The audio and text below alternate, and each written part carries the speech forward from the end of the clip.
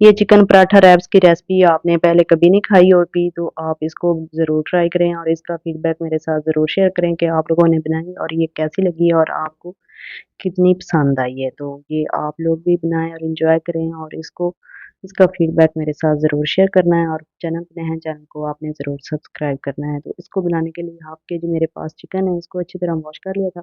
अब आपने चॉपर में इसको शम कर देना है और अगर ये चॉपर आपके पास ना हो तो फिर आप बाज़ार से कीमा करवा लेना।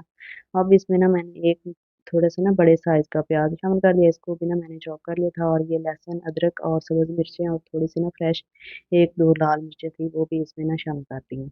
इनको भी मैंने चॉप कर लिया है, तो इनका भी पानी निकाल लिया था, तो अब उसके बाद आपने ना 1 चम्मच भर के चिकन पाउडर शामिल कर देना है। 1 चम्मच आपने लाल मिर्चों का पाउडर शामिल कर देना है, 1 चम्मच थोड़ी-सी अगर थोड़ा-सा तीखा पसंद है, तो थोड़ी-सी और ऊपर शामिल कर लें और 1 चम्मच आपने नमक का शामिल कर देना है, मैंने थोड़ा-सा ज़्यादा किया था।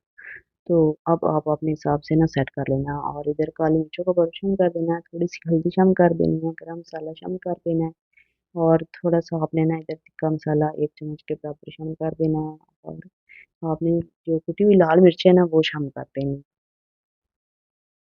किसी अच्छे ब्रांड का आपने ना ये टिक्का मसाला ले लेना है, ये इसमें शामिल कर देना है। अब ये देखो हाथों को आपने ग्रीस करना है और अच्छी तरह आपने इसका ना ये डो बना लेना। उसके बाद आपने ना ये 2-3 जो है ना वो मैं बड़े साइज़ की बनाऊँगी टिक्कियाँ और बाकी ना छोटे साइज़ की बनाऊँगी। आप अपने हिसाब से ना इनको ना सेट कर देना, कितने हिसाब से आपने रखनी है ना, उस हिसाब की आप इनको शेप दे देना। और इसकी ना बस इतनी रफ़ सी शेप होती है, इतनी कोई ख़ास शेप कोई नहीं होती।